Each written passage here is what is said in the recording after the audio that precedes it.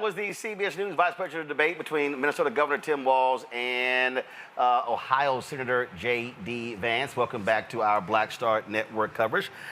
Joining me for our post-discussion, Lauren Victoria Burke, Black Press USA, Monique Presley, attorney here in D.C., Rebecca Carruthers, Vice President of Fair Election Center, Dr. Greg Carr, Department of Afro-American Studies, Howard University, Dr. Nola Haynes, foreign policy expert, Georgetown, Dr. Mustafa Santiago Ali, former senior advisor at the EPA.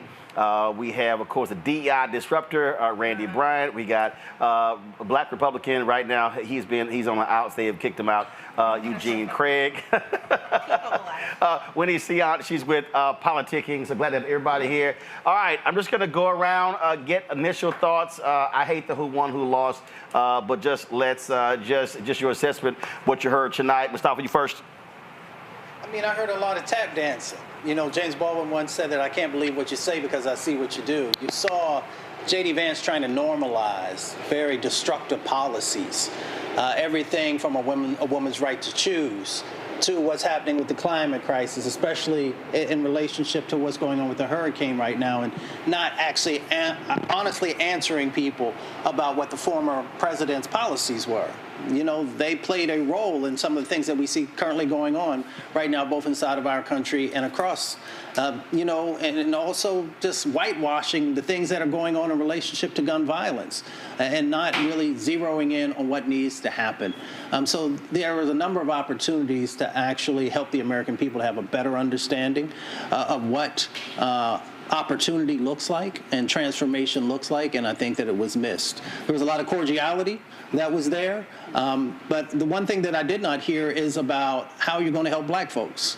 What is exactly are some of these policies that are needed to actually help our communities to heal? Now, I know that that's not always what is going to happen in this space, but I think that there were opportunities to at least talk about vulnerable communities so that all the folks, whether you're black or brown or indigenous or lower wealth, that you know that you're seen and heard. And I think there was an opportunity to do that, and I did not hear that. Lauren? Yeah, this is one of the worst and stupidest debates I've seen in terms of moderation and questions, okay? We're looking at a situation now where our democracy is on the line. We have a lunatic running for president, right? A guy that just said that he wanted a day of violence just less than 72 hours ago. Today he said something racist about the Congo. And these two people at CBS don't bring any of that up, nothing. None of that comes up. To say that there was no black question is a vast understatement. Obviously, the job of J.D. Vance was to look like a normal human being because he's a right-wing lunatic. So he needs to look like a normal guy, like the dude next door, which of course he's not. So his abortion answer was laughable. It was crazy laughable. Of course, the constant attacks on the vice president because he wants that to play over and over again, which is why these people don't want any fact-checking. Because if you fact-check these people, it's game over. Their entire strategy is to lie and lie and lie on the air and amplify it, have millions of people see it, and just do that over and over again. And of course, you win in that environment. For CBS not to have fact-checking is an absolute disgrace and an embarrassment to journalism. It is not journalism. It's nonsense. You're amplifying a liar, and you're rewarding these liars when they come back again on your air again and again and again. Nola. Okay, so amen. You just preached the whole sermon just now. Honestly, first of all, J.D. Vance did not answer one question. Not one question. He is a slick oil salesman, and Tim Walz is not. Tim Walz is honest. He's earnest, and he was up against a very slippery character, and that's what I saw. It wasn't about, oh, J.D. Vance did better on the foreign policy questions or he's winning. That is not what I saw. I saw someone who did not answer one question, who made everything about the vice president, can I clarify, who is not the president. I mean, listen, if you want to manifest vice president to be POTUS, okay. I'm with that. If you want to manifest her being a president, she is not the president. And that man kept saying over and over and over, Harris policies, Harris, Harris, Harris. She is not the president. I wondered if you knew how the government works. Exactly. It was insane. Right. It was insane. But it lands on certain people. It lands. They knew what they were doing in terms of talking to certain demographics, right? Because you can walk away saying, well, Harris didn't do this, Harris didn't do that. Well, no, she didn't, because she's not the president yet. So I saw someone who lied the entire time, and I saw Tim Walz, who took a minute to try and catch up to this man who he's not used to wheeling and dealing with. And once he got his rhythm, once he understood, what was going on, I think he wound up doing a great job, and I think he did a great close. But J.D. Vance is not normal. That man is extreme to the extremist end. I cannot punctuate that even further. And tonight, like what Lauren said about trying to normalize him, the way that they did that was by him not answering a question, by him giving these broad statements as if Donald Trump and J.D. Vance are normal Americans who just want to work for the American people. Lies. Eugene. So look, I think that we got a Midwestern debate tonight. Both of them play to their basis, or what they're chasing, the magical Midwestern-esque, the Pennsylvania-esque white voter. J.D. Vance played to the Trump strategy of, hey, if we could just get one more vote out of every one of these Pennsylvania counties or Iowa counties, we can win this election, and charging deep MAGA. Everything from, we're going to talk about Facebook censorship, instead of real issues. Literally every cultural right-wing red meat issue, J.D. Vance made sure he gave it some level of airtime. Facts. Tim Walz decided, Tim Walz came across Tim Walz does as a Midwestern white guy, and they're playing up to that white male vote. And I think that's the reason why he wasn't swinging the way we probably needed him to swing. My question and concern is, how does the party that is anti-DEI and the candidate that despises DEI end up with a vice president on national TV with a full face beat and eyeliner? You said a beat, not a full face beat. Rebecca. So you're right. It was very Midwestern. It was tuna casserole versus mom spaghetti, right? Neither was what I wanted tonight. It wasn't no damn seasoning on that stage. Well, go ahead. But they weren't inviting me to dinner. I wasn't the guest tonight. I was the guest in the presidential debate that happened last month. But what's also interesting, I went to White People Twitter. It's a group on Reddit, and I was White people Twitter. Oh my God, it's that shit the is White funny. People Twitter on Reddit. And I was literally reading, like, what are the white people saying about this? This is clearly targeted towards you. It was themes of, oh, this is very polite. It's very civil. Oh, we like the tone of this debate. So lots of tone policing. So for white people watching tonight's debate, they love this. But also for white people who watch tonight's debate, they also don't like people who are slick. They don't like people who are condescending. They don't like people who are lying and playing in their faces. And we saw one candidate slick, lying, condescending, playing in people's faces. And then we saw another guy turning red in the face and indignant, right? So, white people, the ball's in your court. What are you going to do? Randy. Yeah, it was very tuna casserole. It was very polite. I kept waiting for Walz to come out like swinging. But I do think he did a very good job of appealing to his audience. He talked very eloquently about health care. And those are the people who are watching, and how he was going to obliterate, how the Republicans would obliterate what they're having now if you have pre-existing conditions. I thought he did a great job of talking about gun control. And he did a really fine job of asking questions to the American people. He said, do you want your schools to look like this? Do you want these issues in healthcare? Is this the America we're trying to build? Is essentially the question he kept throwing back to them, and he kept using the word you. So whereas, Vance kind of separated himself and said the American people, I thought Walz was brilliant in that he said you. So I think that he did, Walz. I don't know why my blackness in me wants to put that T in that name. Walz, I apologize. That's just my blackness, honey. Walz did a really good job of, I believe, appealing to people in the pleasantness. Of course, I would have loved for him to swing a little harder, but since he was going to keep that tenor, he still did, I believe, what he needed to do. And also on democracy, I think he did a good job on democracy. Excellent, an excellent job on that. And bringing up the points, attacking the record of Trump. And that January 6th ending I thought was excellent, and saying Mike Pence isn't here, I thought was good. And then when he said we're not pro-abortion, we are pro-women, that was to me the best line of the night. We're pro-women, because that's who we're trying to get, those white women to change and say we are for you. So yeah, I was overall, if we were going to play nice, he sipped the tea appropriately. Great part. Yeah, man, I think we've all established it. Shout out to CBS for a brilliant example of sane washing, a full-bred nut. Oh yeah, I mean, one of my best students, he's now a professor over at American School of Law, Angie Porter's from Rochester, Minnesota, and she told me about Minnesota nice. I went out there and spoke at the Freedom Fund for them in Rochester, and I saw it up close. I saw it again tonight. I know he's not from Minnesota, but that shit right there was embarrassing.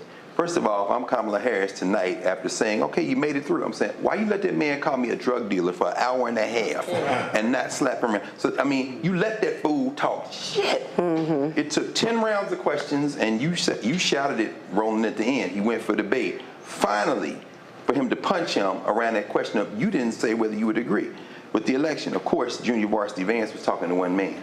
He's talking to Donald Trump. And that's my man, it's no problem. All them Silicon Valley billionaires, his master, Peter Thiel and them, they just waiting. Y'all win the election, we'll trigger the 25th Amendment, and you're looking at the President of the United States if they get their way, as far as I'm concerned. And he did what needed to happen. Only other thing I would say is that the Project 2025 was good. He got that in. He talked a little bit about that. But that playbook, he could have said the N-word every answer. Immigrants, illegal aliens. Yes. I don't care about the law. He did exactly what you say, Eugene. He's talking to his base, and so now we just got to make sure they don't try to steal this election. You'll probably have Greg Palestone between now and the election. His new documentary is a hell of a thing now. They have heard so many voters. You covered that story. 750,000 voters in Georgia alone. They are setting this up, and so that was some bullshit. Wait. So they were calling this the Rust Belt rivalry. I thought it was the Rust Belt revisionist history. I mean, I didn't hear a lot of truths tonight, unfortunately, and as a Haitian American, quite frankly, I was disgusted with the sidestepping of the question about Haitian immigrants. I started hearing about fentanyl, things that had nothing to do with the xenophobia that have been mudslinging for weeks now, really putting real life people in danger. And so I think we have to remember the person we're dealing with, as many of y'all have said, is not a normal person. This is someone that would put people's lives in danger and then deny it and say that there was a peaceful transition of power on January 6th. I mean, we heard a lot of things that were just frankly untrue. And I think as the American people, we have to hold those parties accountable. I love this debate. I mean, I just thought it was fantastic. I thought it accomplished exactly what it was supposed to do. It wasn't for me, so I didn't go into it expecting to be impressed. I don't, in general, look at these debates and want it to be boom, pound, boom, the way, like, when you watch, Batman, da-na-na-na-na. Yeah, that was a straight-ass Batman right there. I'm doing the old Batman. I'm aging myself, because when I think Batman, I think da-na-na-na-na-na-na. Adam West. Yes. Same. And so, boom. Yeah, and so there were a couple of those, but unnecessary, because this was for people who, as Rebecca said, and I'm watching the same thing on my chat, I'm watching him get called slick. I tweeted about it because, and it's not just the makeup, shame on you, Eugene. It's the whole young guy just showed up on the scene, don't know shit, ain't from shit, switches up on everything, kissing Donald Trump's butt. I'm from Texas. We don't like that. The black folks don't like that. The white folks don't like that. The brown folks don't like that. We universally don't like slick. Yeah. It's not what we do. Right. The voters who were watching tonight, who also watched the presidential debate, because they're going to look at the numbers and see that there's nobody who was extra interested tonight who didn't watch the first round. So we watched the varsity round, and the person who's leading the ticket did what she had to do. She punched way above class. Like, she went up there and knockout, knockout, knockout, knockout. And everybody's like, okay, she's in charge. Then here came the JV round, and they don't necessarily know a lot. Like, the foreign policy answers, universally horrible, right? Governor Walz decent person, looks you straight in the eyes, says exactly what's true, appeal to conservatives with the McCain thumbs up, with the farmers, with the I know how to govern, I know how to lead, I'm still learning the rest of this stuff, I'm gonna tell you the truth. And then we got Slick Rick. And he don't know nothing, and he lies the whole time, and he talks fast. And for people inside the Beltway, some of us get impressed by that. But if you look at these people who are talking, who are voters, that's not true. And I don't think that he really stands for us, and he doesn't believe that. And so I understand, my wrap up, because Roland's looking at me crazy.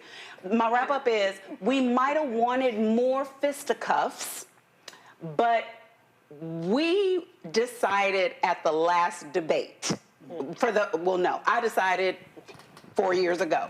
We who were thinking about it decided at the last debate. What I love about this is out of the 4 people in this election, there is one leader who is cream at the top, and everybody else is tearing under her, and her running mate is under her. And then there's J.D. Vance, because complete sentences.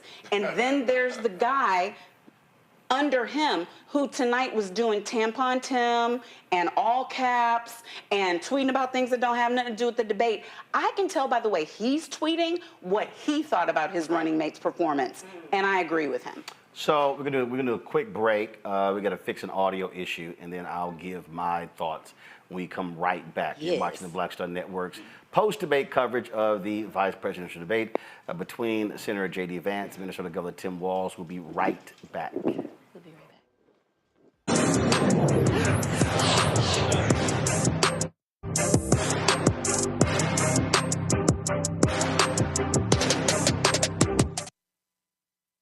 Told us who he was. Should abortion be punished? There has to be some form of punishment. Then he showed us. For 54 years, they were trying to get Roe v. Wade terminated, and I did it, and I'm proud to have done it. Now Donald Trump wants to go further with plans to restrict birth control, ban abortion nationwide, even monitor women's pregnancies. We know who Donald Trump is. He'll take control. We'll pay the price. I'm Kamala Harris, and I approve this message. Bob and I both voted for Donald Trump. I voted for him twice. I won't vote for him again. January 6th was a wake-up call for me. Donald Trump divides people. We've already seen what he has to bring. He didn't do anything to help us. Kamala Harris, she cares about the American people. I think she's got the wherewithal to make a difference. I've never voted for a Democrat. Yes, we're both lifelong Republicans. The choice is very simple. I'm voting for Kamala. I am voting for Kamala Harris. In 2016, Donald Trump said he would choose only the best people to work in his White House. Now those people have a warning for America. Trump is not fit to be president again. Here's his vice president. Anyone who puts themselves over the Constitution should never be president of the United States. It should come as no surprise that I will not be endorsing Donald Trump this year. His defense secretary. Do you think Trump can be trusted with the nation's secrets ever again? No. I mean, it's just irresponsible action that places our service members at risk, places our nation's security at risk. His national security advisor. Donald Trump will cause a lot of damage. The only thing he cares about is Donald Trump. And the nation's highest-ranking military officer. We don't take an oath to a king or a queen or to a tyrant or a dictator. And we don't take an oath to a wannabe dictator. Take it from the people who knew him best. Donald Trump is a danger to our troops and our democracy. We can't let him lead our country again. I'm Kamala Harris, and I approve this message.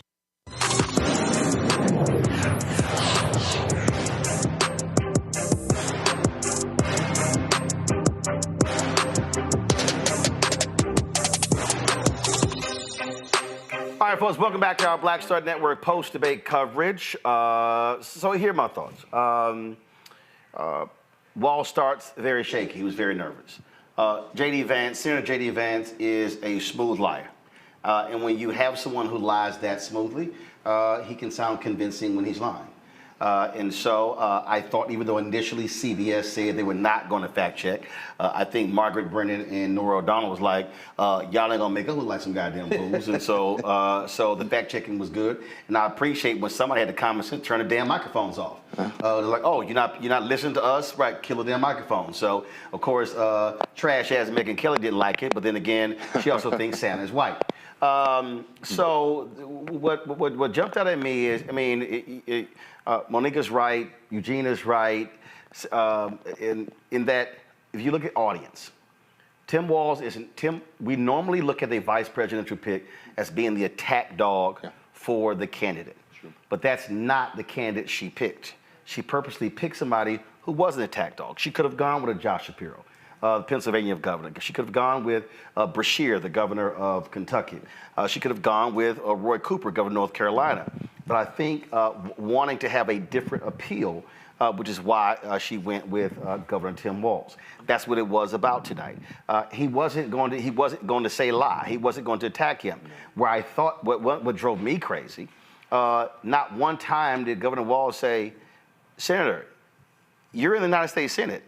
Right. You could have proposed this. Right. You could have pushed this. I mean, the conversation tonight was as if he wasn't even an elected member of Congress. So I was sitting there like, okay, you take that opportunity to say that. So I thought that was a miss on his part. Where I think Walz was very strong, first part of the debate, was on the reproductive rights issue. That's when he sort of got his sea legs. I would say to him, dude, just simply say, I misspoke on the damn Tiananmen Square thing. Right. That long-ass, winding-ass answer, and you like, look, stick and move. That's all you got. Look, if you screwed up, stick and move and get out of it. Now, the strongest part to me for Walz tonight, absolutely, was on January 6th. Now, I think when they go back and look at it, they're gonna tell J.D. Vance, dude, what the hell? They gave your ass an out and you didn't take it. Because he gave the first answer, Walz, then they said, Senator, would you like to respond? And I'm sitting there going, no, do not respond. Tell them, no, thank you. No, his ass took the bait. And then that's when Walz was able to go. He's like, like you can't even say? To me, that was a total screw up there. You're right, Greg. Walz was talking to one person. As long as Donald Trump is satisfied, is happy, that's where you have it. So I don't think, I think probably what's going to happen is you're going to see a bunch of media people are going to say, oh, J.D. Vance won because, again, J.D. Vance was smooth with the line. That's what you saw going on right there. But again, Walz was not going to attack him because Walz's strategy tonight was not to focus on Vance. If you look at what Walz kept doing, he kept bringing it back to Trump. Yep. He wasn't going to make it about Vance. Kind of like, okay, yeah, we know you're crazy. Cat Lady, I think, came up one time tonight or something along those lines. So there were so many openings where he could have literally attacked Vance, but he chose not to. So I don't think, again, looking back, if I go back to 2012 when Obama sucked in the first debate, and then Biden needed to come out and just destroy Paul Ryan, which he did. I just think this is a whole different deal here. And so did Walz lose? No. Did Vance lose? No. They did exactly what they were supposed to do. And so now you move on to October 2nd between now and November 5th, and then what do these other two candidates do? I think that is simply where that's where we go from now. But I certainly do think, though, that for the Harris-Walz campaign, I do think for them, ramping up more of a media strategy over the next 35 days will be helpful to them, even if it's non-traditional outlets, because they're able to get their message out. The one thing that Vance has been very good at, he's done a lot more media than anyone else, and so they're constantly in the news cycle. There have been stretches where Walz has disappeared. Yeah. And so to me, they need to make sure that they're constantly, whatever's happening every single day, whether it's rallies, but whether it's also interviews, to me, that's going to be critical. What do y'all see moving forward? Anybody can jump in. Vance is in the media because he is so good at just repeating the same nonsense on immigration against the vice president over and over again. And one of the disappointments for me tonight was that Walz knows coming into this debate that he's going to say these things about immigration again and again, which he's been saying for a month. He's been saying when he's 2 right, months. it was a So total screw up it's kind of like, on the dude, Haitian immigrant deal. also realize, no. What he to did your was, point, what he the did was, Senate- hold up. What he quoted was, he said immigrants in Springfield, Ohio, they're here legally. And so again, to me, where the miss was, he didn't mention Haitian. And again, what I would have done is right to the moderator do it, but I would have mentioned these Haitian immigrants are. This is where he should have said, Senator, these Haitian immigrants, they're your constituents. No question. They're in your state. Yeah, exactly. They are working hard. Go talk to the CEOs of the companies in your state and ask them how these workers are. And then that's what he could. That's what he could have said. And I'm sure the 400,000 Haitians in Florida really don't appreciate what you had to say about Haitian immigrants. But what you said about the Senate. That was a moment to bring in Florida, mention them 400,000, and then come back into this here. What you said about the Senate, though, Walz kind of whiffs on. He hit him a little bit, but then didn't come back and hit him again. There was a Senate deal by Republicans. So, Trump killed it. I actually thought he mentioned that, but I actually thought he was going to say, "You're a senator." Right. Why didn't you? I mean, I did thought that was going to happen. Exactly. Not just a senator in favor of the deal. Right. But Roland, there's a reason why governors usually don't make the presidential ticket. And tonight we saw why. He was a member of Congress. He was a member of Congress, but right now he's a governor.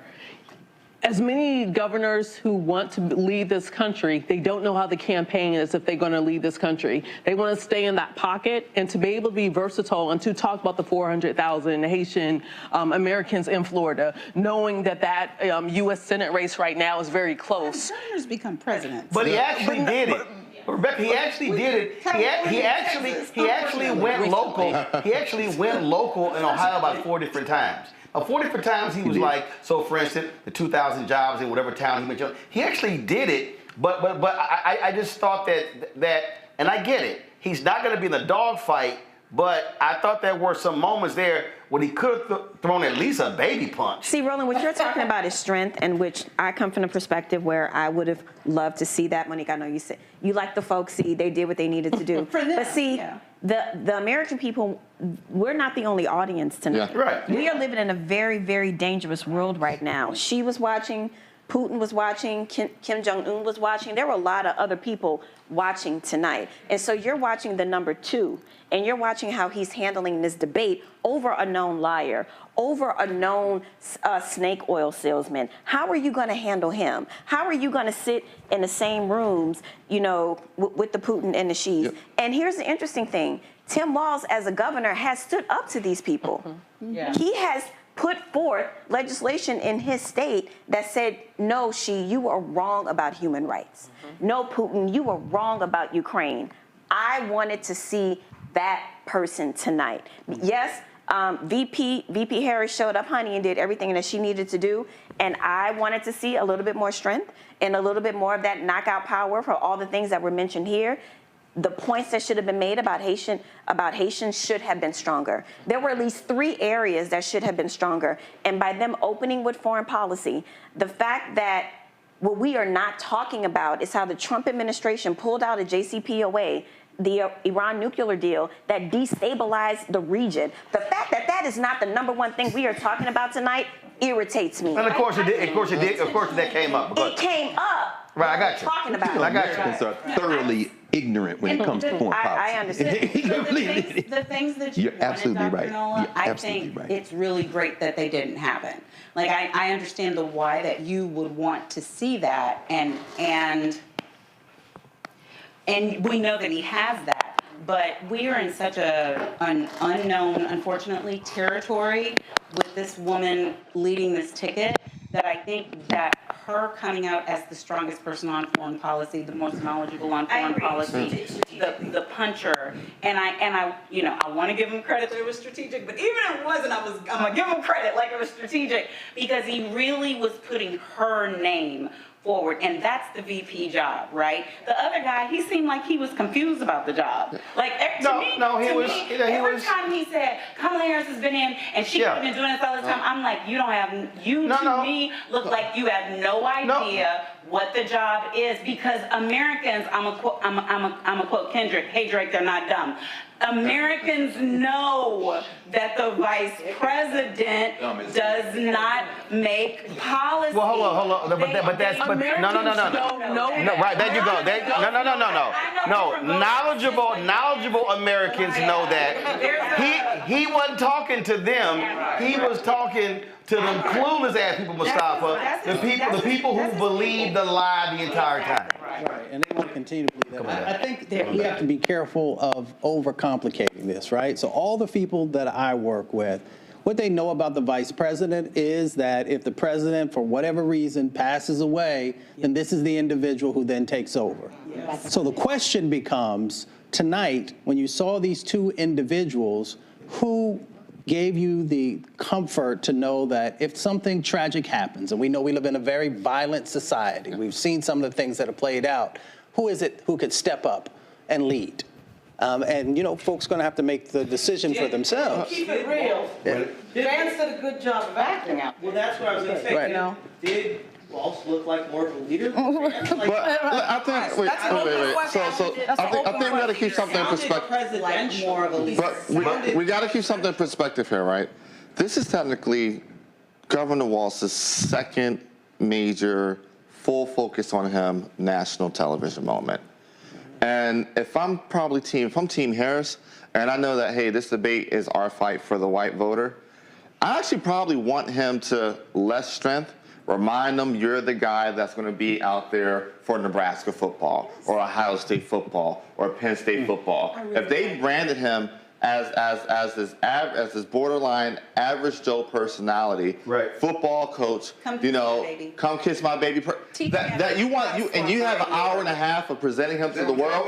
That if you have an hour, if you have Donald Trump was right. Well, I would say this. I will proffer you this.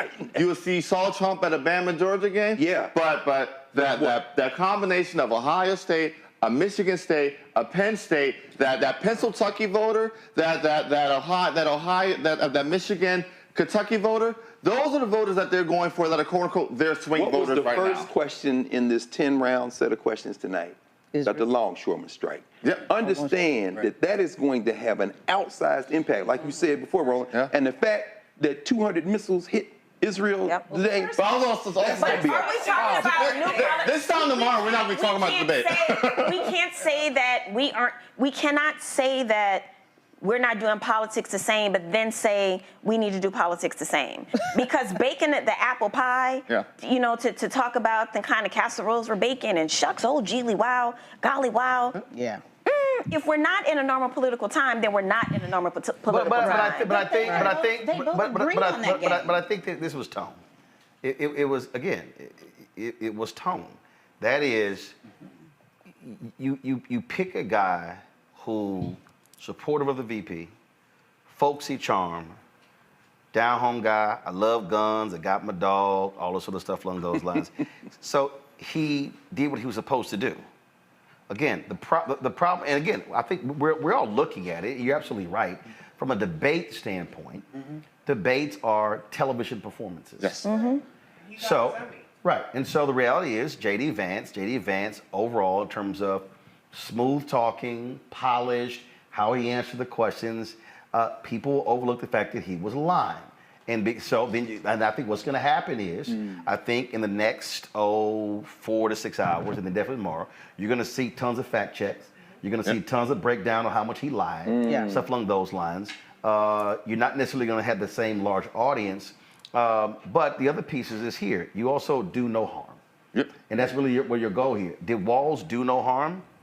He didn't do any harm. Right. Did Vance do no harm? He didn't do any harm. That's true. But I will go back to the two issues that came out that were Walz's strongest were the two issues that Democrats are focused on. Reproductive rights and January 6th. And the fact that J.D. Vance would not say that Donald Trump lost the election and gave Walz the opening to hammer him on that. And then Walz, well, can't we just move on? I'm focused on the future. And then Walz brought that shit right back, and he tried to, no, I'm all about the future. No, but you can't even, and he brought the cops up. I think that's going to be the exchange, Randy, that you're going to hear more about tomorrow, that J.D. Vance could not stand there and say, yes, he lost the election, and then we should move on.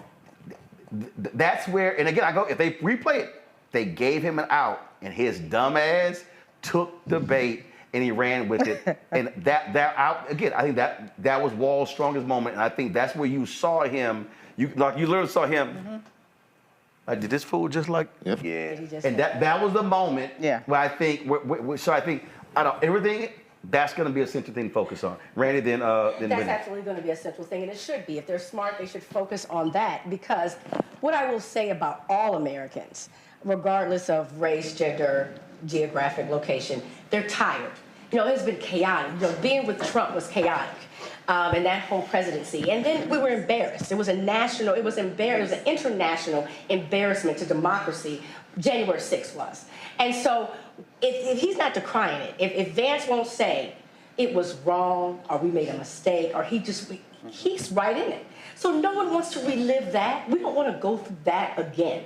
And I think one way that the Republicans are, the tool they use is fear, white fear. Oh, no. And I think that they are scared of a lot of things, but they're also scared of that. They chaos and looking bad. They have this pride that they have. So I think they will focus on that in the next couple of days, and they should. They absolutely should. Outside of January 6th, I thought that Walz was extremely strong on the ACA. That was the closest he got by calling him a liar to his face. Right. Yes. He was very, very cognizant of the fact that he tried to actively repeal Obamacare or ACA, whatever you want to call it, continually. That was his entire mission of his presidency, was to try to uproot that entire policy. Fortunately for a lot of Americans, he failed. But that was his mission, and that's one of the things that he ran his whole campaign upon. So I think it's really important that Walz actually started to back him down a little bit against that. Again, we didn't see him go hard like we would have wanted to, but he did get the closest to getting hard at that particular point. You heard Walz bring up Amber Thurman, and then you heard J.D. Vance say, Amber Thurman should be alive. Go to my iPad. Ben Crump is the attorney for the family of Amber Thurman. They released this statement here. Tonight, we commend Governor Tim Walz for telling Amber's story and for his unwavering commitment to defending women's reproductive rights. Amber's tragic death was a direct result of Georgia's archaic and dangerously restrictive abortion laws, which denied her the life-saving care she so desperately needed. We strongly condemn the Republican platform that seeks to further restrict women's access to necessary health care under the false guise of protection. We are grieving an unimaginable loss that no family should have to endure. We must continue to fight against laws that put women's lives at risk, and we are grateful to leaders like Governor Walz who advocate for common sense laws while exhibiting such compassion. The fight for justice for Amber is a fight for every woman's right to make decisions about her own body and access to medical care she needs. We will not stop until these dangerous laws are repealed and no more lives are lost. Until then, we must keep saying her name, Amber Thurman. Yeah, question about that in that vein, right quick, just for everybody, just very quickly. On that line of questioning, and there were two when it came out, and maybe, like you said, you think, as you said, Roland, this will age well, or will this provide fodder? Because there was a lot of nuance, I would say that. So, for example, on child care, when he said, for example, basically what J.D. Vance said is, I want your Mima and Nana to do this, and we're going to subsidize him. The answers were there. But on this issue, Project 2025, what we were talking about before the debate, when he said national registry, it reminds me of that commercial when the Lincoln Project did, where the cop stops the man and his daughter, and where y'all going, and then get out the car. That national, seriously, and when you read Project 2025, it's absolutely it. That national registry, it's exactly it. Freedom papers, no question. We're going to stop y'all from crossing straight lines and put your ass in jail. So maybe, does this age better with time? And after this is over, as it gets dissected, there's a lot of commercials that can be made about that. Well, Vance did a good job when it came to abortion. Did a really good job at hiding his true views on abortion. on the Obamacare issue, there was a line that he said that Trump saved Obamacare. You want to talk about CBS not fact-checking meaning something, right? That was a crazy-ass statement. The two moments in the debate where we saw deep MAGA, deep MAGA, was Jan 6 and ACA. Yeah. Because the Jan 6 flipped it, basically took the veil off of Vance, because he was looking normal there for the first 40 minutes, and then we get to Jan 6, and he can't hide it. He can't hide it. Right. He couldn't help himself. On how they would protect the people with pre-existing conditions, his answer ultimately was, we already have protection. So to me, the clips are rich. So and I love this. Well, no. Trump actually strengthened it, and he actually tightened it, and he actually made it better. I'm not sure that there's do no harm. And I just want to read this one thing on Twitter because it goes to the point that I feel like there are a lot of women indignant about tonight, me included. From Best Calb, Grudge Report. See, comes up. I am an undecided voter. Do I go with the slick eyeliner man who recites his slogans and shouts over women until they have to cut his mic, or the nice man who wants to give us health care? She's got about 10,000 retweets on that right now. There are a lot of people. Type that? No. But who brought up eyeliner? Was it you brought up eyeliner? No, everybody. That was your ass. That was your burner account. But people are more upset about what happened. That was his one like pure asshole flare up, where we had two women moderators. And he had no respect for process, no respect for rules, no respect for the fact that they were telling him repeatedly to stop talking. They had to cut off his mic, and he kept talking. And then, even though it was Nora's turn, her sister had to step in and say, no, I said shut up, and then turn back. And all of these people on Twitter are talking about it. And if you look at, again, what Elon is talking about, where he's retweeting Don's crazy rant, where he, in all caps, is saying, it's well known that I would veto anything that he's talking about Rose, saying he would veto. And so I think everybody know his ass lying. But I lead with their upset because they are concerned in ways that we are not. And I like I do want to say this here. So you kept hearing, it was just fascinating to keep hearing the lying. Oh my God, we've lost manufacturing. I'm sitting there going, is this dude on crack? Go to my iPad. This is literally, y'all, American investing in manufacturing. Okay, do y'all see where the arrow is pointing? Yep. Yeah. That's when Trump ass left. Yes. How the hell can you? Even on the he kept coming back with stuff with the energy, and I'm like, dude. What are you talking about? Like this, they really believe in their minds that manufacturing down when it's up. They believe that we are producing less energy today. That's a lie. And even Walz was like, no, it's more. It was literally like, let me just throw as many lies as possible, and surely y'all not gonna fact check these lies. Hold on one second, Mustafa. Well, it's about molding perception. So if you continue to say the same thing over and over and over again, most Americans just naturally believe it because they're like, well, I heard it on X, or not X, let me use something else. I heard it wherever. So that's the dynamic that's going on. I think Governor Walz had additional opportunities to actually bring back the fact that whether you want to talk about the investments that the Biden-Harris administration has made around these new clean economy jobs, that those are going up. But there are also jobs that are going up in relationship to other forms of manufacturing that are out there. And then I would have anchored it with actually talking about examples in the various states of how it's helping to make change happen. So it's about the building that needs to happen. I think Governor Walz did a good job. I think he looked very presidential. If the moment ever came for that, he definitely did what he was supposed to do as the vice president. But, you know, there are just these people want to be seen. When I talk to people across the country, they want to know that they're actually seen from these people. And I think that Governor Walz did a better job of actually hitting the things that people are asking for. He brought his daughter into the conversation and talked about in relationship to gun violence. He talked about Amber. So Vance didn't make anyone to be seen whom is still trying to make a decision about their vote. His mom. No. He was trying to apologize for throwing him under the bus. Sort of low-class white folks. Yeah. He kept making references. He was trying. That would communicate to that. Yes. Who, Vance? Well, remember telling me, oh, my mama, when we grow up, we want food stamps and two blue-collar gyms. He was trying to appear human. Right, and it was... Let me just. Vance, at this point... Hold on, Mustafa, go. But here's the problem, and we've got to make sure that we do a better job. Monique talked earlier about us getting messaging out there also. The Biden-Harris administration has done more for lower wealth white communities than the Trump administration ever even can conceptualize.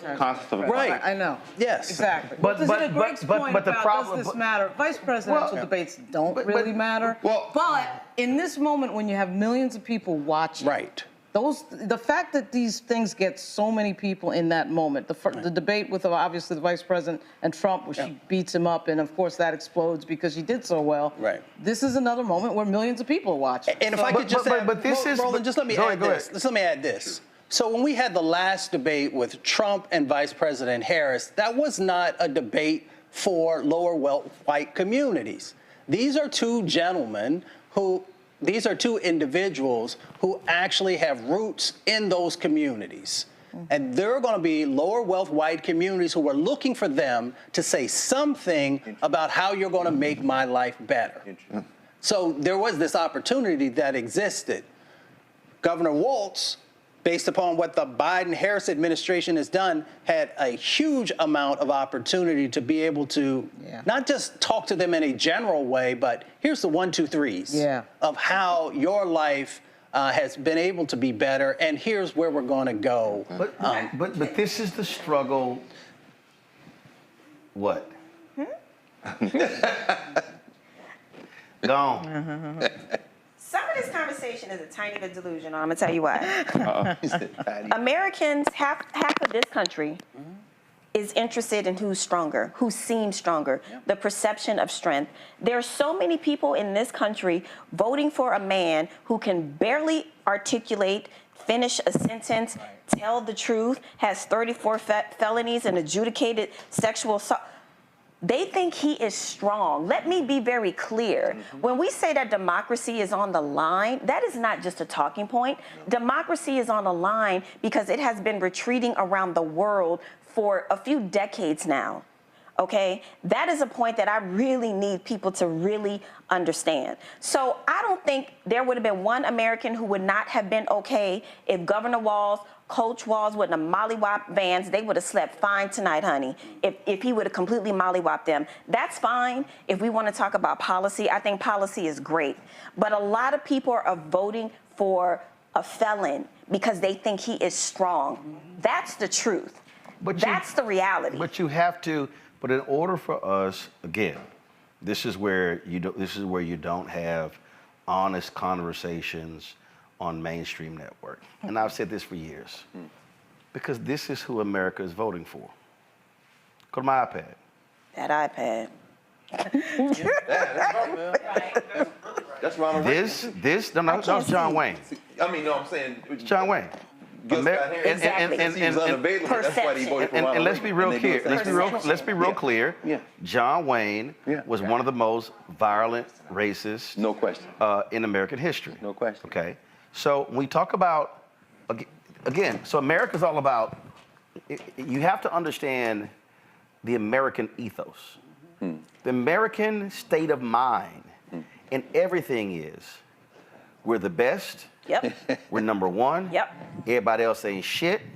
God has only blessed us. It's true. And it's strength, strength, strength, strength. Yep. 1,000%. Americans, white America, would rather lose strong than win, quote, weak. That's literally the state of mind. And so you're right. That's why how Trump does with men. You look at the numbers. Oh, he's strong. He projects strength. He says what he's going. He does what he does what he says. He does what he says he's going to do. Don't matter that it's stupid as hell and it's crazy and it's outlandish. But the other thing that is hard for Democrats to do, and we know Republicans don't want to do it, because we also have to put it out there. 68 to 70% of the total electorate will be white. We have conversations in this country where the president will openly talk about, this is what we've done for HBCUs. Trump will talk about his bullshit, fake-ass platinum plan. You're never going to hear politicians talk explicitly about whiteness. Now, there's a way to talk about whiteness. Well, no, there's a way to talk about it, but they're unwilling to do it. So, for instance, I kept saying to Obama directly, dude, stop going to the suburbs of Virginia and Maryland and Ohio talking about the Affordable Care Act. Go to the brokest, sickest, whitest parts of Mississippi, Alabama, and say, I passed this for y'all. Because y'all are the sickest, you're the brokest. You ain't got to say whitest, but we already know why you actually there. LBJ launched his war on poverty not in the Mississippi Delta, in Appalachia. And so when you look at the Teamsters' decision not to endorse, when you look at this polling data of these union workers, these white people are choosing white nationalism over their economic pocketbooks. But you have to counter that by reminding their ass again, and I keep going back to that great scene in Jungle Fever when Wesley Snipes was quitting and he was like, look at that, mine. And they were like, look at you, mine. You have to say, we did that shit. But I think sometimes they play so nice, they're unwilling to go that hard by saying, let me remind y'all, Obama wouldn't do it. Obama saved Elkhart, Indiana with his first stimulus deal. And they were all voting Republican. He should have went back and say, Elkhart, just let me remind y'all, without my bill, y'all ass is gone. At some point, you have to own your shit. And you gotta look white folks in the eye and say, we made this possible for y'all. Because then they want to vote for you? Listen, if you don't own it and you don't explain to folks how they got it, they gonna do what they do. Oh, you're wonderful, you're great. You got to remind white folks how they got some stuff. The same way you remind black folks how they got some stuff. That's been one of the struggles that they have. They don't want to be as overt in confronting white voters about how we saved your asses. Manufacturing, this is where Biden, his ass still president, Biden needs to take his ass to one of these places in Ohio and say, hey, y'all are getting population back because of manufacturing, because of the CHIPS bill, because of what we did. We brought these jobs back. We brought this plant. For him, I would. But a white man gotta say it because he did it. But Roland, here's the thing about white voters. White voters don't vote on issues. No. And follow me. They vote on permission structure. Mm-hmm. So like here's an example. On the January 6th back and forth, J.D. Vance said, well, basically he said January 6th wasn't as bad as you Democrats are trying to make it seem, because on January 20th, there was a transition in power, right? J.D. Vance will also say something along the lines, oh, climate change, global warming, no, that's not a thing. We still get winter. It still gets cold, right?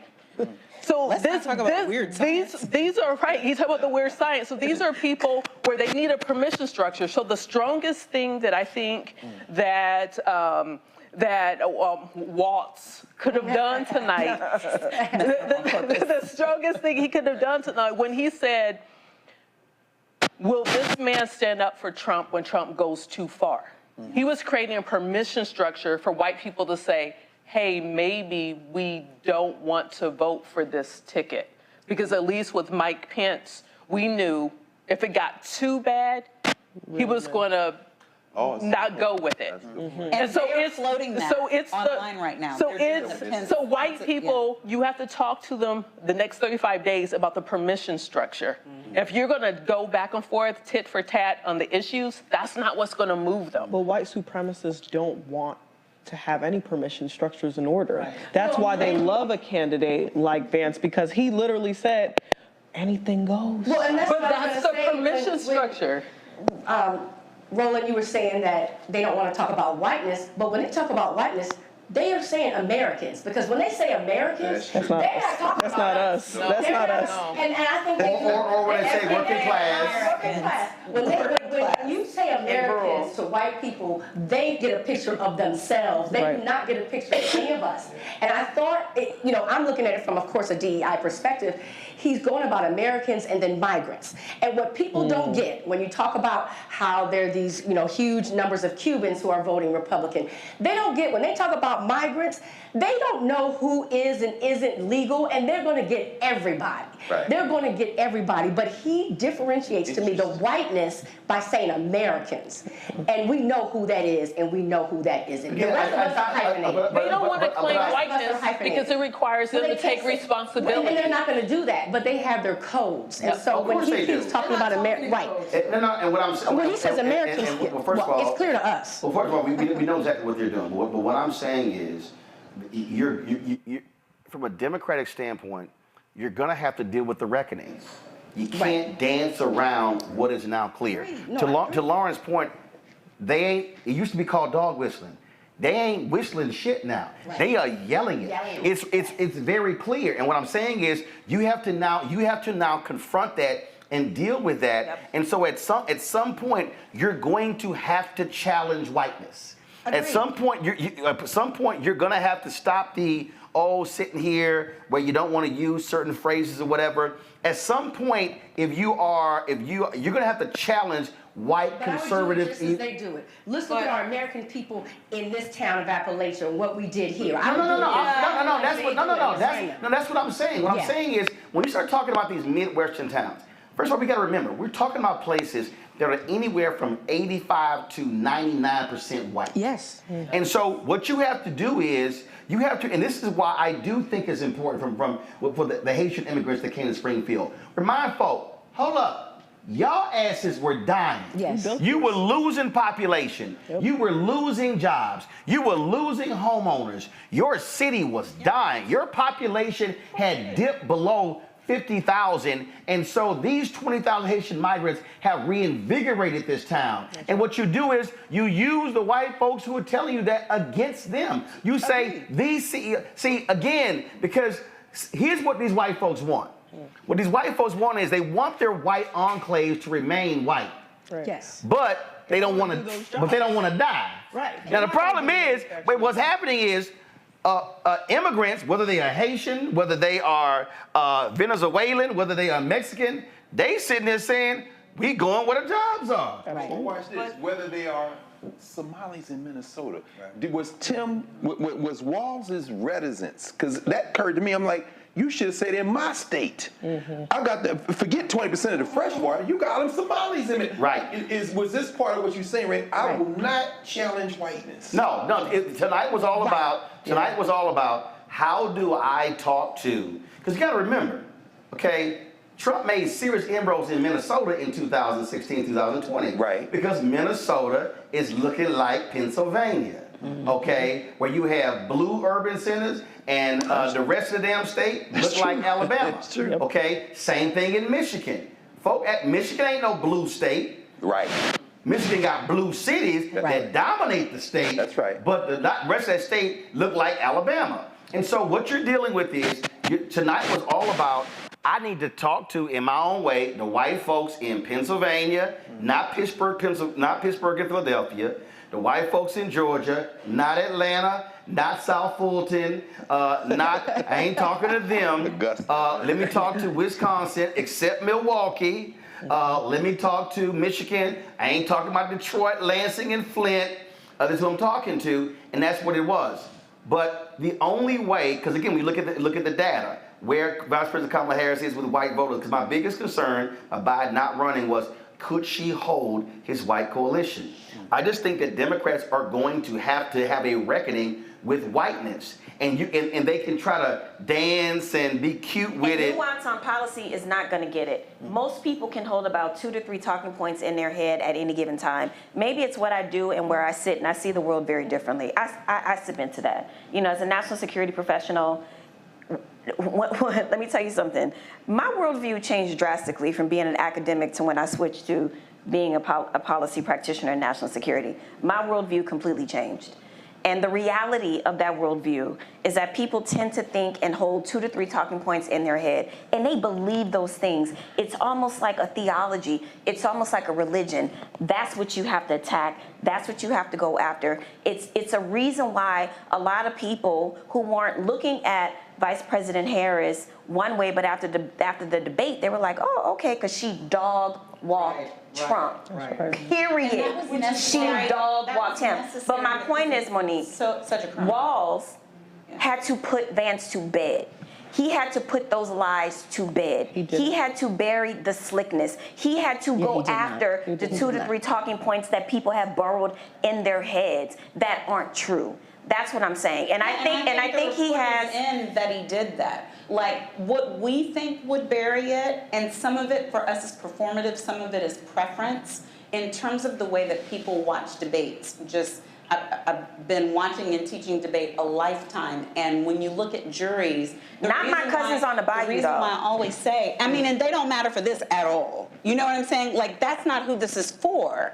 But it should be. But when we're looking at undecided voters, I'm looking at 3 different polls coming in now where 5 out of 6 or 6 out of 6 say Tim Walz won the debate, where they say slickness doesn't win, where they're saying that his lies were too big so much so that they were unconvincing. Where they're on saying CNN, an January undecided 6th. Michigan voter on CNN says he chose to vote for Kamala Harris tonight after J.D. Vance's damning answer on January 6th stuck with him. I don't think I can trust someone with my vote if they're not going to respect it. Go ahead. I still stand by my NBC News just polled their focus group of 6 undecided voters in Pennsylvania who won the debate. 5 of 6 said Tim Walz won. So the people who needed issues, I agree with you, it's not the same amount of people, but the women issues kind of led the day on that. But the people who, as I said at the beginning, are like, I don't trust him. It is coming across for them because the lead of the ticket did her job, but what he did, at least from the way that things are coming in now, and then even on the reporting side of things, what they're saying, and Kamala HQ is repeating some of it, where he refused to answer about the legitimacy of the election. That was a big deal for a lot of people. But here's the other deal. Here's a CBS News stat poll. Go to my iPad. This is why Vance 42, Walz 41, tied 17%. At the end of the day, fantastic. At the end of the day, you're voting for top of the ticket. So like I say, with everything that happened, did Vance wound? No. Did Walz wound? No. Were the moments there? Absolutely yes. Were they speaking to the base? Yes. It still comes down to the next 35 days. It's Trump and Kamala Harris. That's what it comes down to. So I'm going to shift this conversation right now, and that is in these final 15 minutes. What next? What happens next? I think somebody spoke about it earlier. It has to be that high level of visibility. Yeah. Vice President Harris was large. Yeah, so is you then, Rolex. But we know that we know that VP Harris. If it was you, I would have said it was no. Yeah, it was VP Harris was missing for the first third of her announcement. Then we have Vance that's on TV every single day. I don't think the Democratic Party is doing enough right now. If they want visibility amongst young people, they have to do more. I'm interested to see how this HBCU tour is going to go, but we're going to need more. There's going to need more to put them over the line. Right now, I'm not confident enough that they're getting the visibility, and we know that the Trump campaign is going to come out viciously swinging. They're excellent at putting out salacious rhetoric. They're excellent at making people feel extremely fearful and xenophobic. And so we're going to have to figure out ways to combat that at a high level. And right now, I'm not confident that we're doing so. A big issue, the hurricane has greatly impacted North Carolina and Georgia. And so that's going to be a lot different when it comes to campaigning. And so a lot of the focus is really going to be, frankly, on Pennsylvania, Michigan, and Wisconsin, really locking those down. I just think with roads still having an issue, the last thing people are going to be caring about is the election as they're trying to sit here and get themselves together, again, especially in the western part. But if you look at the eastern part of North Carolina, frankly, if they're not as impacted by this, you got to go campaign there. Mustafa, what do you see over the next 35 days? I think you have to continue to make sure people understand the story about the jobs that you've created.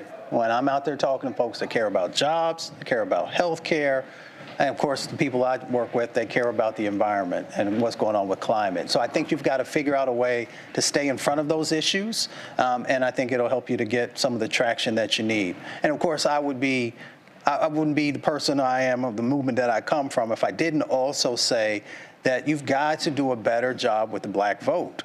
And I think that there are opportunities to do that, but I think you have to speak directly to what the particular needs are of both black men and black women.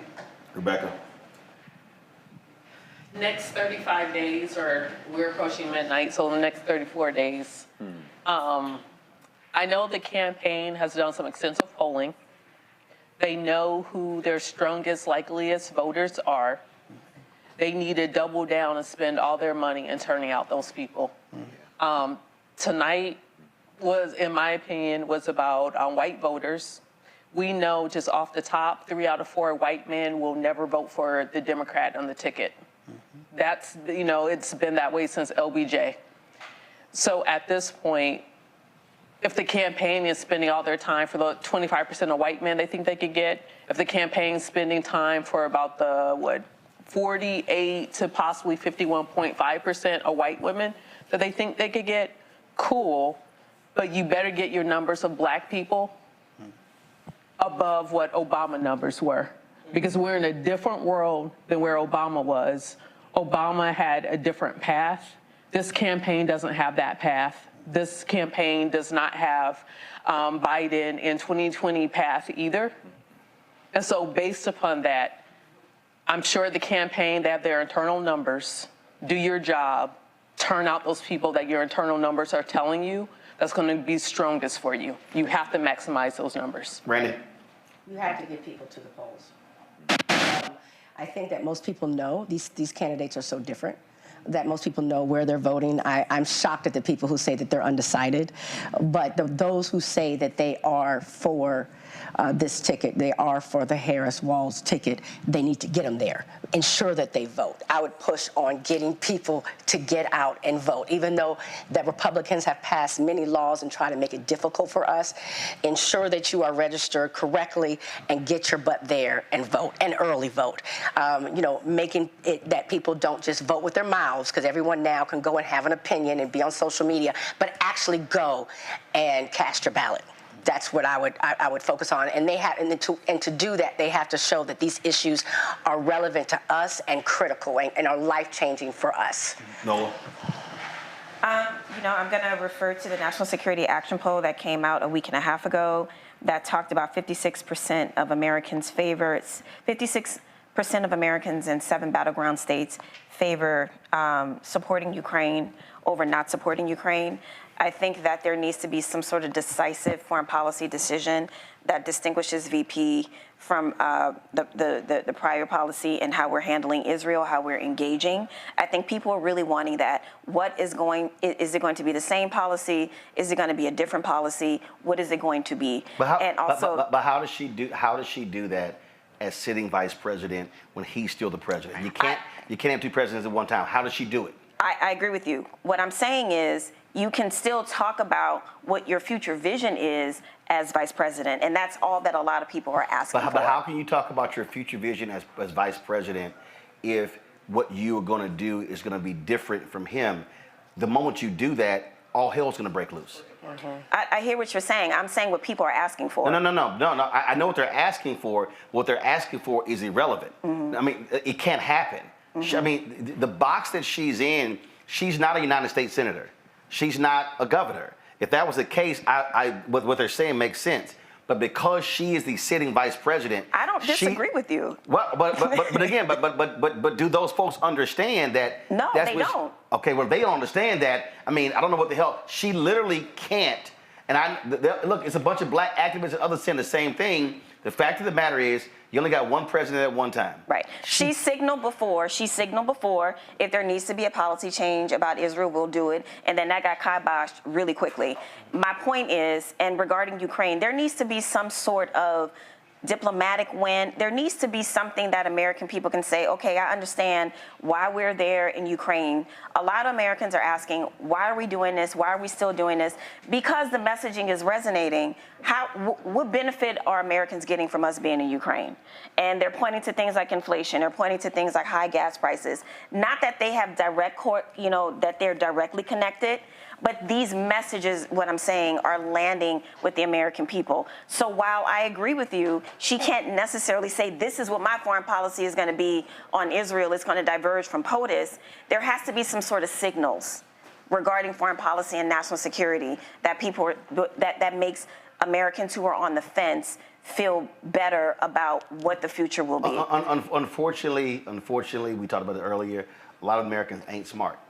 And the fact of the matter is, for all these people who are complaining about the amount of money we're spending on Ukraine, the money ain't going to Ukraine when 75% are going to American military contractors. Right. What they also don't understand is if Russia takes control of Ukraine, We're talking about winning the election, right? I'm simply saying.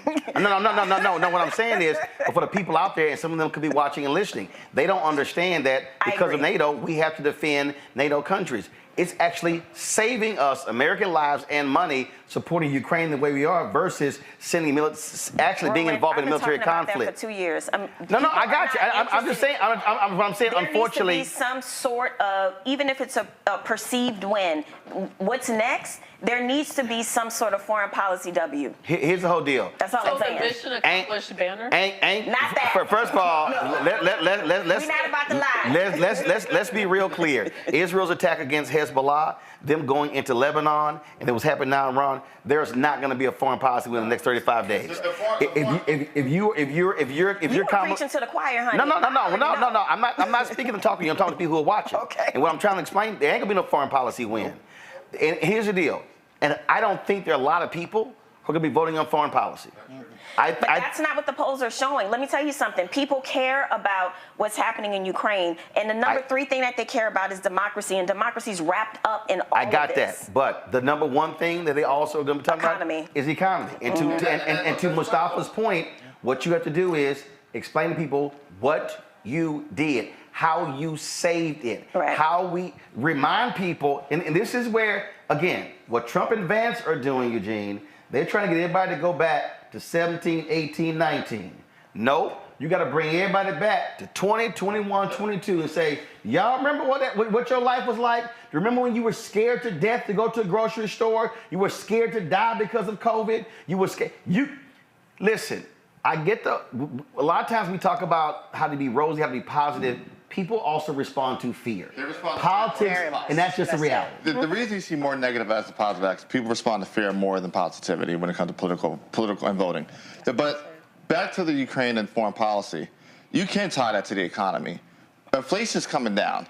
If Russia takes over Ukraine, inflation skyrockets. Ukraine is number 3 grain producer in the world. I think number 7 ore producer in the world, and one of the top lithium producers in the world. You know what that translates to? That translates to more expensive iPhones and electronic products. That translates to more expensive energy. That translates to more expensive food, more expensive bread, more expensive wheat. So yeah, if you like what we dealt with inflation in the last couple of years post-Trump, let Putin take over Ukraine, and yeah, you can spend more of your hard-earned American dollars than you would ever in war. Europe will be hit hardest. Yeah. Great. Randy, I agree with you, and we have to get this vote out. Get out the vote. I would encourage everybody, if you missed the first hour of this conversation, y'all walking through all of the internal politics, go back and look at that, because these resources have to be put into now.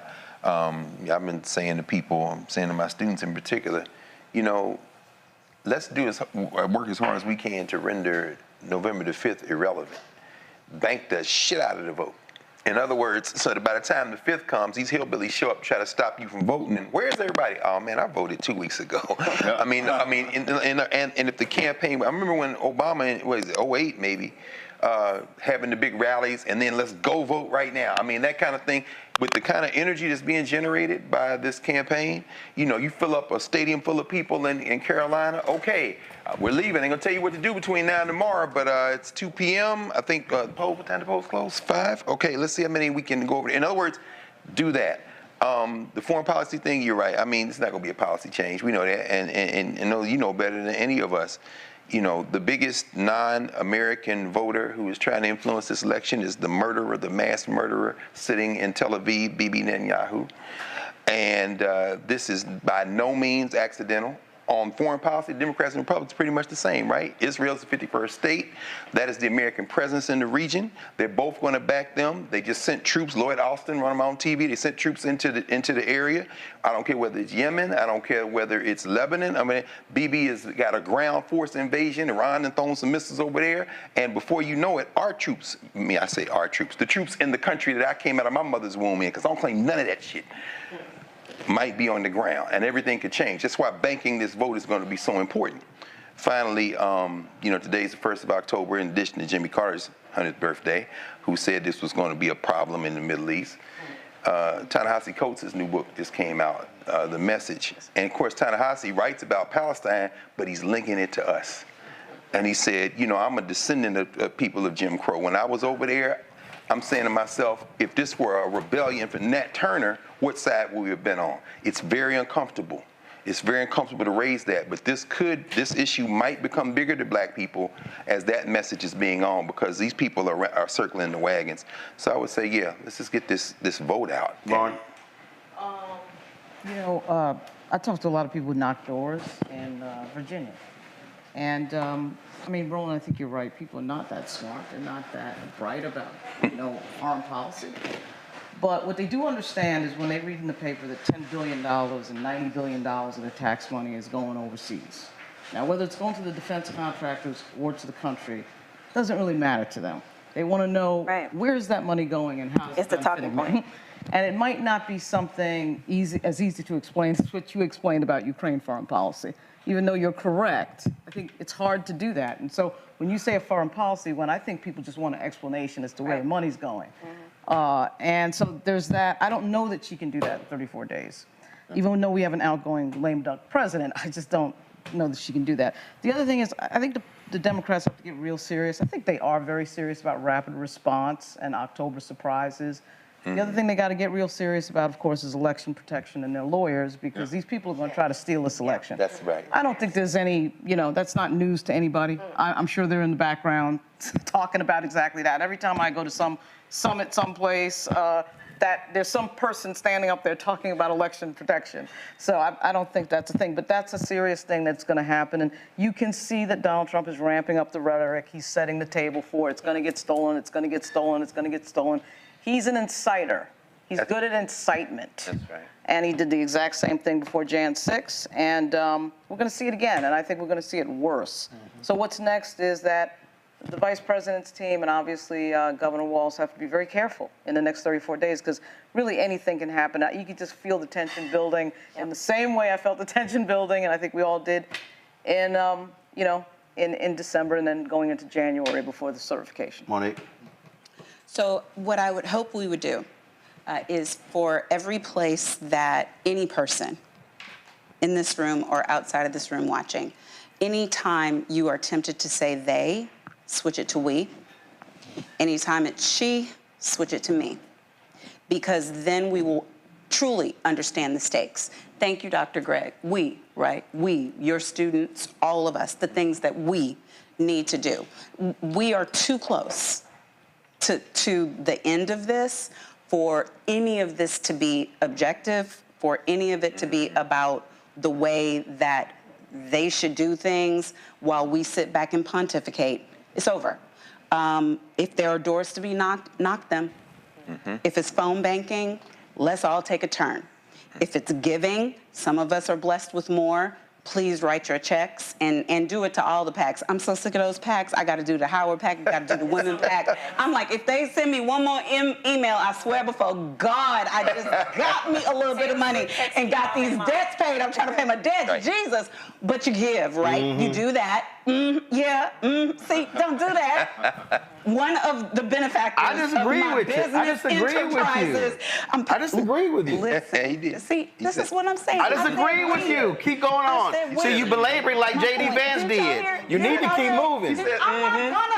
You need to keep moving like J.D. Don't screw it up. They is we, she is me. We will get out the vote. We will knock doors. We will put signs like the old days. If we have campaign connections, we'll use them to help with messaging. We will use our platforms in order to spread the word. We will go to our strengths. So if it's foreign policy or if it's legal, you're right, there's an attack coming. The campaign, I would like you to know, has spent millions already preparing for the legal battles. Yep. But if you have a JD in any place in this here country, take your re-up class for legal monitoring, get your orange shirt, and get on the damn battlefield. Not on the one day of election. Do it for the pre-voting. Do it for know where the voting precincts are. If you just need to figure out where your vote is, iwillvote.com. If you know people who are not online, share with them the information. Guys, this ain't no drill. Yeah. All persons on it's not it's all of us, and if we say that everybody matters, then we have the power, right? Let me get real scriptural and then I'm done. Yes. After this, the Holy Ghost shall come, right, and give you power, and then you're witnesses. You get power, and then you're witnesses. Why are you laughing, Rebecca? So what I am saying... You okay, Rebecca? You okay, Rebecca? That's the saying about Israel. Because this is for black folks, right? So the black folks understand what it means to evangelize. I'm asking you to evangelize your vote. You open up your mouth for everything else. You know what's going on all the shows. You know what Auntie and them did. Did you tell... Okay, Catholics understand the full scope of the Bible. I was raised Catholic, so was he. You're not disqualified. Yeah, but Catholics need to miss a lit. Oh my God! It's a real Bible. Come on now, you know the Catholics need to miss a lit. Don't even try. Take your Nicene Creed and share that in your community. That's all I got. All right, yeah, okay. Yeah, amen, gotcha. Pass the plate to pay off them debts. All right, so... is this white Jesus or black Jesus? Black Jesus, there's only one Jesus. But it don't matter. Right. There's only one Jesus on this. There's only one Jesus, and he had an afro. He had an afro with bronze feet. Chris Toller, Black Voter Project, posted this here. Put on my iPad. He said, if these polls are any indication of black voters, the Harris is looking good with record high margins. Georgia 83-7, North Carolina 90-2. However, she's also down big with whites in Georgia, meaning she needs to be on the ground, and Robinson may be helping in North Carolina. He posted that. He also talked about, again, in terms of when you look at the election. So when you look at the next 35 days, it's coming down to really, just going back to that blue wall, Michigan, Wisconsin, Pennsylvania. And then they still have a very strong shot in North Carolina. They have to me, a lesser shot in Georgia. Georgia is still going to be very difficult because Brian Kemp's machine is very aggressive. One of the things that I want to see from the Harris-Walz campaign, I mentioned beforehand, is every day, there's got to be major events. How are you deploying your assets? How are you, okay, Barack Obama, okay, Michelle Obama. That's right. All right, okay, enough with the tweeting. I need to see you on the road. Right. Bill Clinton, Hillary Clinton. No. They like Slick Billy? If you listen, I don't care. I'm trying to tell you. I went to Penn State University. I was there in 08. Let me tell you something. I was at Penn State during the 08 election. All right. I was in Penn State during the 08 election. All right. And in a 3-day time span, right, the McCain campaign deployed Sarah Palin and Hank Williams Jr., all right, in one place, right? Bill Clinton was there 2 days later with the crowd 4 times the size. And we're talking Penn State is in Center County, which is literally middle of Pennsylvania, the heart of Pennsylvania. Happy Valley. That's what you need. At the end of the day, again, it comes down to margins. And here's the reality. Because of the Dobbs decision, okay, Hillary Clinton is far more popular than a lot of people because she could say, I tried to tell y'all I was right. Remember, Trump got 52% of the white female vote in 2016, 53% in 2020. If they peel off 3% of the white female vote, election's over. That's all you gotta do. She So couldn't carry her own no. Yes, you do deploy. Hold on, one second. You deploy Hillary. You can't. First of all, you can't look at the 2016 race in the same way you look at 2024 because the reality is in 2024 it's a whole bunch of white women going, shit, she was right. And so the bottom line is, I don't need Hillary Clinton to get me 100,000 votes. I need Hillary Clinton to get me 8,000 to 10,000 votes. In a specific area. There you go, in a very specific area. And so where do you use her? You maximize her in suburban areas. If you're talking about Philadelphia, you don't send her out. You don't send her to the same place you send Bill in Pennsylvania. You send her to the suburbs of Philadelphia and Pittsburgh to drive those numbers up. That's how you use her. But what I'm saying is, you have to have, those things have to be happening. The Democrats have a far deeper bench. You got to pull together, you got to say Big Gretch, you got to say Shapiro, you got to say to your governors, yo, it's game time. Even some of the Republicans. We got to be sitting here. We got to be sitting here going hard. Then you got to say, okay, all you entertainers, I appreciate the post on social media. Taylor Swift got to get in the field. I need your ass out in the field. Stevie Wonder's going to be doing a 9 or 10 city tour. Stevie Wonder's going to be doing a tour, and to the point where normally the average ticket price for his concerts are $300 to $500. The highest ticket price is going to be $125. Next week. And so he's doing that in nine different cities, and then going to Midwestern states. If you're the Harris Walz campaign, what is your major massive ground game in Milwaukee? 50,000 fewer people voted in 2022 from 2020. If they vote, then Mandela Barnes is the United States Senator. And so you got to be driving on the ground. And what you got to be, and so I know how all these different PACs work or whatever the hell. This is where Jamie Harrison, and this is where all these other major Dems, and yes, where the fuck are you, George Clooney? Where are you, Nancy Pelosi? Where are you folks who are calling for an open convention? This is where all y'all should say to all these PACs. You're sitting your asses on $400 million. Deploy that shit on the ground. They should be flooding people, massive door knocking every single weekend between now and Election Day in Wisconsin, in Pennsylvania, in Georgia, in North Carolina, in Michigan, because it's all about turnout. If you drive up the margins, it's game over. Obama won with 39% of the white vote because he over-indexed among African Americans. Go to North Carolina and remind black folks there, y'all did it before, y'all can do it again. But you got to go to those places. You got to go to Princeville. You got to go to Elizabeth City. You got to be able to go to those places. Don't just go to North Carolina A&T. You got to go to the eastern portion of the state as well, the Black Belt in North Carolina. And so the election is there. And you got to say to folks on your side, white folk are going to turn out. The Confederate flag waving, Trump loving people are going to turn out.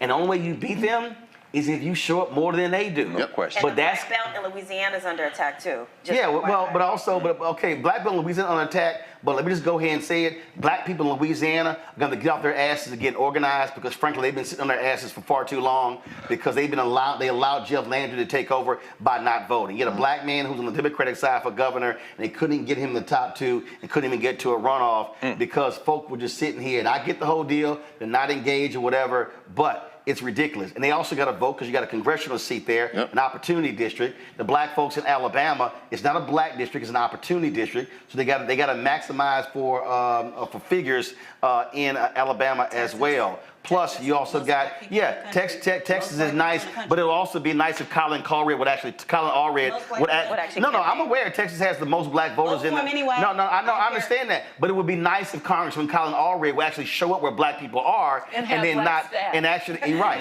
Okay, and also, Monique.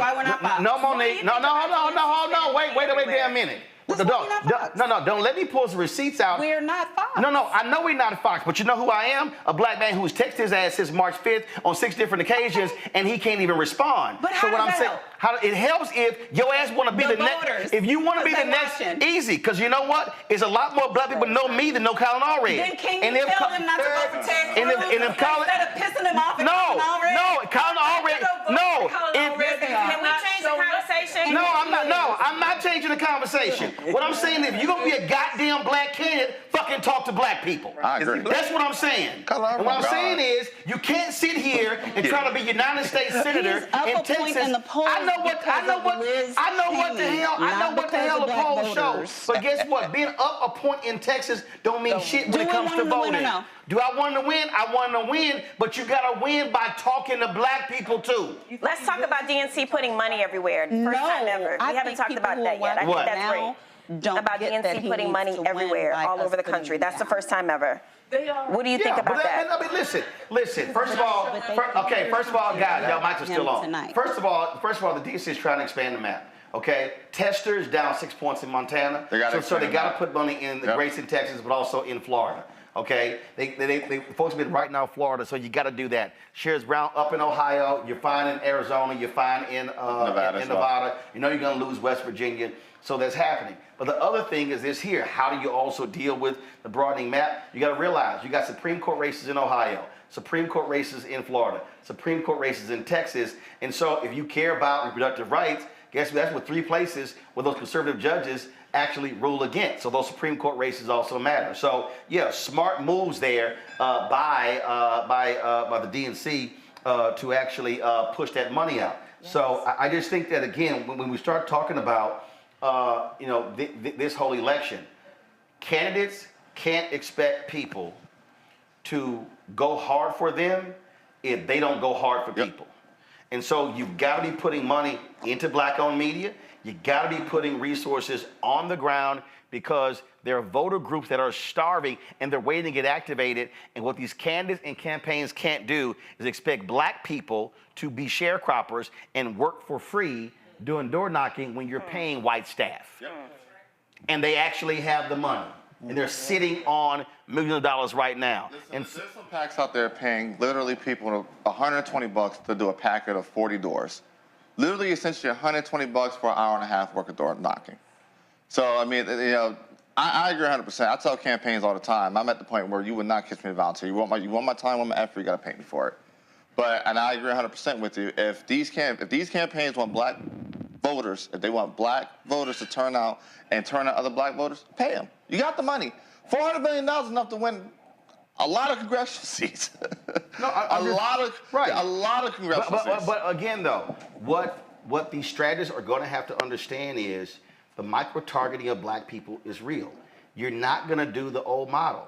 And so that means you're going to have to go talk to different sets of black people in much different ways. And there's a black economic conversation that they don't care about nothing else. There's a black social conversation. There's a black civil rights conversation. There's a black criminal justice conversation, and it differs among groups. And so they're just uneasy about how the hell they even do all of that. And so they got to understand that's what it is. And there is a black college educated conversation that is different from black high school diploma conversation. That's just a fact. Ain't no different from white folks. You're right. And so they're just uncomfortable with the fact that we keep saying not monolithic. That shit is real. You now have to micro-target in a different way. The same way, but it's no different the same way to micro-target any other demo. Right, same thing.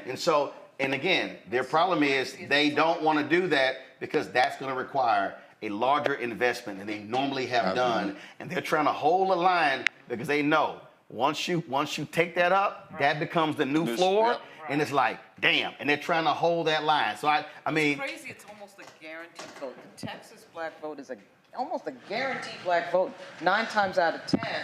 And so for Allred to act like he's going to blow up that community, but when they do turn out, it's 90% for the Democratic Party. That has been red So you go over after white voters, you go after expensive white voters that are less likely to show up? Disagreeing with the strategy. First of all, Texas has also changed. Texas is a blue state. I got you, because Texas has also changed because, again, when you look at the policies, economic policies, but also the mistake that Democrats keep making is they think that you can only win with your large blue counties. No, you can't allow them to run up 80-20 margins in rural counties. Remember, it's 254 counties in Texas. Democrats only have 81 county parties. That's 160 counties. There's no county party. So what has happened is Democrats fly into Texas because Democrats fly into Texas, raise millions of dollars, and then they leave. You have to fund the infrastructure. And that's the whole deal. So you're not going to win a state unless you fund the infrastructure. But there are organizations like Black Voters Matter that have been in Texas year-round and increasing their investment year after year. And the Democrats are infusing money into that organization, and we are seeing fruit. Yes. It is, but there is definitely work. So what you're dealing with, so what you're now dealing with, is where infrastructure comes in. The bottom line is in the next 35 days, listen, can you blanket everywhere? No. But you do have to be very strategic in where you go. And the reality is this here, we've always talked about it. You can keep trying to kill yourself to get that white woman who's a Republican. And you can try to get yourself to try to get more of those white men. Or you can look at, okay, I could spend less time and less money going after my likely voters who've been sitting on elections.